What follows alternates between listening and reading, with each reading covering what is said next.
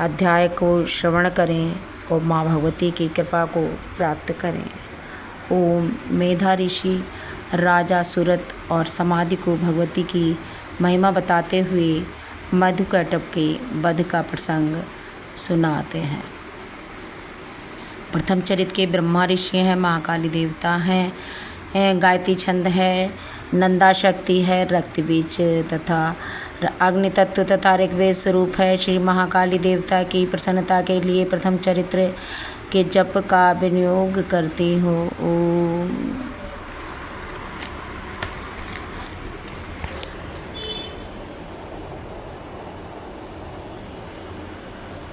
ओम। भगवान विष्णु के सो जाने पर, मधुकैटभ के मारे जाने पर कमल जन्मा ब्रह्मा जी जिनका स्तवन किया, उन महाकाली देवी का मैं सेवन करती हूँ। वे अपने 10 हाथों में खड्ग, चक्र, गदा, बाण, धनुष, परिध, शूल, भुसुंड, मस्तक पर शंख धारण करती हैं।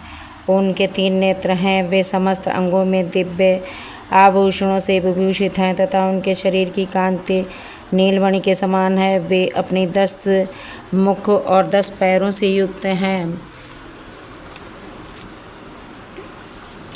मार्कंडेय जी बोले सूर्य के पुत्र सावर्ण के 8वें मनु कहे जाते हैं।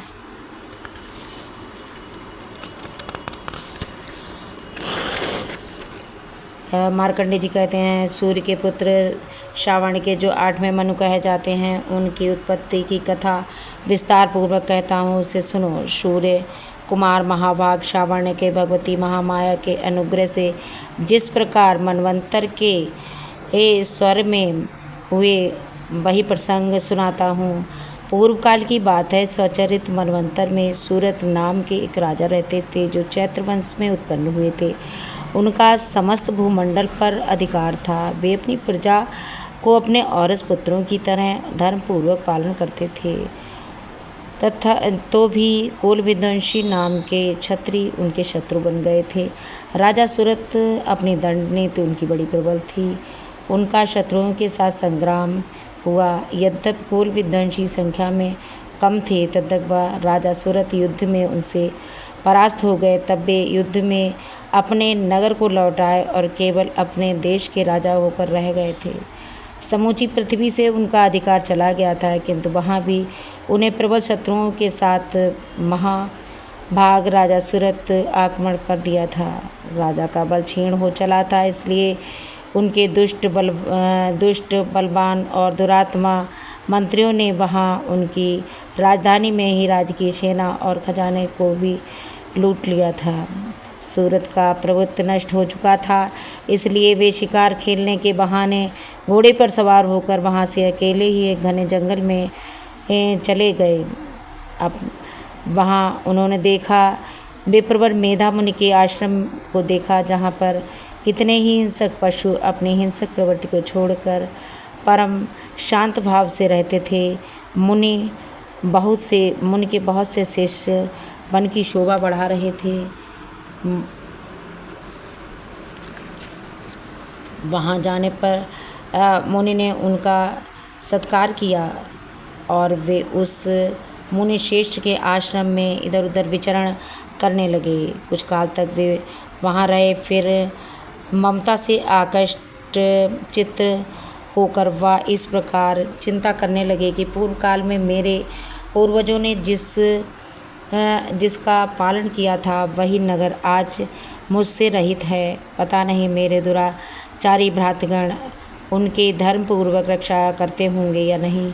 जो सदा मद की वर्षा करने वाला मेरा शूरवीर हाथी था, वह मेरा प्रधान हाथी अब शत्रुओं के अधीन हो जाने के कारण कौन से भोगों को भोगता होगा। जो लोग मेरी कृपा, धन और भोजन पाने से सदा मेरे पीछे पीछे चलते थे, वे निश्चय ही उन दूसरे राजाओं का अनुसरण करने लगे होंगे। उस अभय लोगों की द्वारा खर्च किए जाने से मेरा खजाना भी नष्ट हो चुका होगा। खजाना और तथा मेरे भी कई बातें राजा सूरत निरंतर सोचने रहते थे। एक दिन उन्होंने वहाँ विप्रवर मेधा मुनि के आश्रम में एक वैश्य को भी देखा। और पूछा, भाई तुम इस आश्रम में क्या कर रहे हो? वहाँ तुम्हारे आने का क्या कारण है? तुम क्यों शोकग्रस्त और अनमने से दिखाई देते हो? राजा सूरत ये प्रेम पूर्वक कहा हुआ वचन सुनकर विनीत भाव से उन्होंने प्रणाम किया और वैश्य ने बताया। वैश्य बोला, राजन मैं धनिकों के कुल में उत्पन्न हुआ वैश्य, मेरा नाम समाधि है। मेरे दुष्ट पुत्रों ने और स्त्री ने धन के लोभ से मुझे घर से निकाल दिया है। मैं इस समय धन और स्त्री पुत्रों से वंचित हूँ। मेरे विश्वसनीय बंधु मेरा ही धन लेकर मुझसे दूर चले गए हैं और स्वजन भी मुझसे दूर हो गए हैं। क्या वे सदाचारी रह गए हैं या नहीं ये भी मुझे पता नहीं है। राजा ने पूछा, जिन लोभी स्त्री पुत्रों ने तुम्हें त्याग दिया है फिर भी उनके लिए तुम्हारे मन में प्रेम क्यों है? तुम घर से निकाल दिए जाने के बाद भी उनके प्रति इतना स्नेह क्यों रखे हुए हो? वैश्य बोला, आप मेरे विषय में जैसा कहते हैं वह सब ठीक है, किंतु क्या करूं, मेरा मन निष्ठुरता नहीं धारण कर पा रहा। जिन लोगों ने लोभ में पड़ जाने के कारण पिता के प्रेम को, पति के प्रेम को त्याग दिया है, अपनी आत्मीयता को भी नष्ट कर दिया है, मुझे घर से निकाल दिया है, फिर भी मेरे हृदय में उनके प्रति श्रेय है। महामते गुणहीन बंधुओं के लिए भी मेरे हृदय चित्त में प्रेम मग्न हो रहा है। ये क्या है, इस बात को मैं नहीं जानता। उनके लिए मैं लंबी सांसें ले रहा हूँ और मेरा हृदय अत्यंत दुखित हो रहा है। उन लोगों में प्रेम का सर्वथा अभाव है तो भी उनके प्रति मेरा मन निष्ठुर नहीं हो पा रहा है। इसके लिए क्या करूं? मार्कंडेय जी ऋषि कहते हैं, ब्राह्मण तदंतर राजाओं में श्रेष्ठ सुरत और समाधि वैश्य दोनों एक साथ मेधामुष्क के आश्रम में उपस्थित हुए। उनके साथ यथा योग्य न्याय कुल विनय पूर्वक वार्ता करने के लिए ऋषिवर बैठे। तत्पश्चात वैश्य और राजा ने कुछ वार्तालाप आरंभ किया। राजा ने कहा, भगवान मैं अपने आपसे एक बात पूछना चाहता हूँ, उसे बताइए। मेरा चित्त अपने अधीन न होने के कारण वह बात मेरे मन को बहुत दुख देती है। जो राज्य मेरे हाथ से चला गया है और उसके संपूर्ण अंगों में मेरी ममता बनी हुई है, मुनिश्रेष्ठ, ये जानते हुए कि अब्बा मेरा नहीं है, अज्ञानी की भांति मैं उनके लिए दुख महसूस कर रहा हूँ। इधर ये वैश्य अपमानित होकर अपने घर से आया है, पुत्र और स्त्री भ्रातृगणों ने इसे छोड़ दिया है, फिर भी स्वजनों के लिए इसके मन में प्रेम है। ये सब क्या है? ये उनके प्रति अत्यंत हार्दिक स्नेह रखता है। इस प्रकार ये तथा मैं दोनों ही बहुत दुखी हैं। इसमें प्रत्यक्ष दोष देखा गया है। उस विषय के लिए हमारे मन में ममता जनित आकर्षण पैदा हो रहा है। महाभाग, हम दोनों समझदार हैं, फिर भी मोह पैदा हुआ है हमारे अंदर। ये क्या है? विवेक शून्य पुरुष की भांति मुझ में और इसमें मूढ़ता प्रत्यक्ष दिखाई देती है। ऋषि बोले, महाभाग, विषय मार्ग का ज्ञान सभी जीवों में है। इस प्रकार विषय सबके लिए अलग अलग प्रकार के हैं। कुछ प्राणी दिन में देखते हैं, कुछ रात में देखते हैं। कुछ जीव जो भी रात में भी और दिन में दोनों ही बराबर देखते हैं, वह मनुष्य समझदार होते हुए भी, किंतु केवल वे ही नहीं, पशु और पक्षी भी समझदार होते हैं। मनुष्य समझदार हैं वैसे ही जैसे उस मृग पक्षी को देखो जो अपने अंदर जैसी मनुष्य की होती है बुद्धि, वैसी ही मृग पक्षी की भी होती है। अन्य बातें बा प्राय दोनों समान ही रखते हैं। समझ होने पर भी वह पक्षी तो अपने आप भूखे रहकर और पीड़ित होकर भी अपने बच्चों की चोंच में दाना बड़े चाव से डालते हैं। नरश्रेष्ठ, क्या तुम नहीं देखते कि ये मनुष्य समझदार होते हुए भी लोभवश अपने किए हुए उपकार का बदला पाने के लिए पुत्रों की अभिलाषा करते हैं? यद्यपि वह सब समझ की कमी नहीं है उनमें, वह संसार की स्थिति, जन्म मरण की परस्परता को बनाए रखने के लिए भगवती महामाया ने सबको ममता के महाभंवर में गिरा रखा है।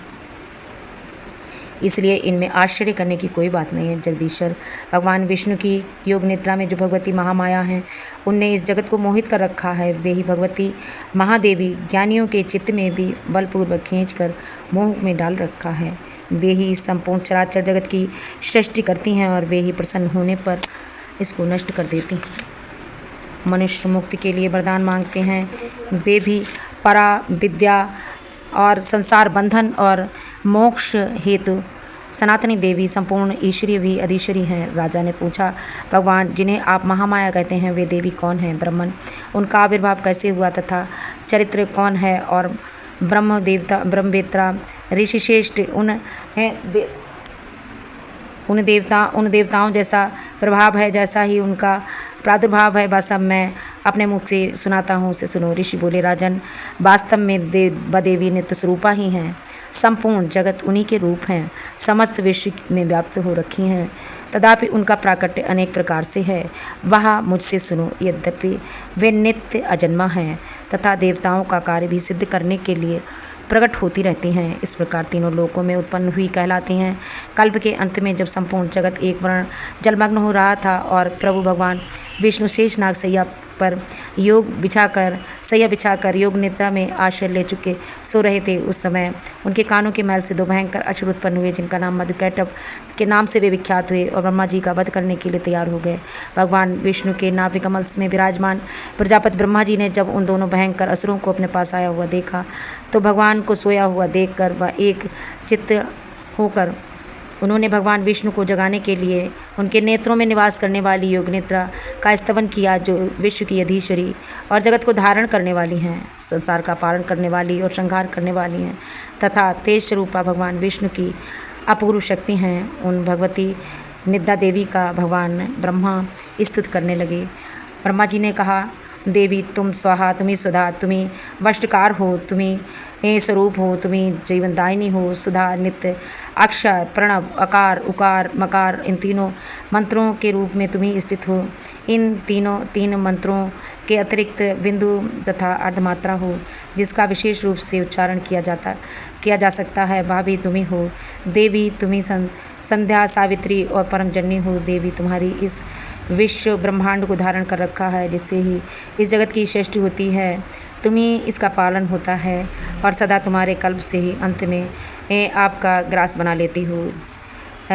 जगन्मयी देवी, इस जगत की उत्पत्ति का समय तुम श्रेष्ठ रूपा पालन करने तथा स्थित रूपा हो और कल्पांतर के समय में संहार को धारण करने वाली हो।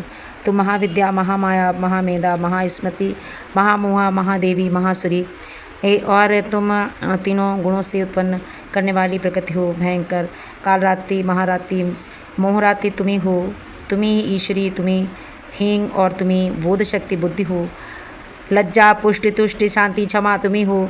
खड्गधारणी, शूलधारणी, घोर रूपा, गदा, चक्र, शंख, गदा, धनुष धारण करने वाली हो। बाण, भुसुंडी और परिधि तुम्ही हो। तुम्हारे अस्तित्व सौम्य और सौमात्र हो।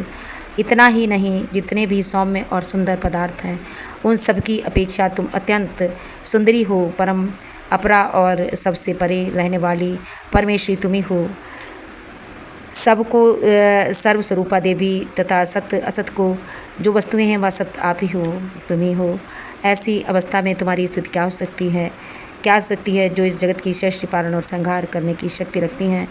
उस भगवान की भी तुमने योग निद्रा के अधीन कर दिया है, तब तुम्हारी स्थिति करने में वहाँ कौन समर्थ हो सकता है।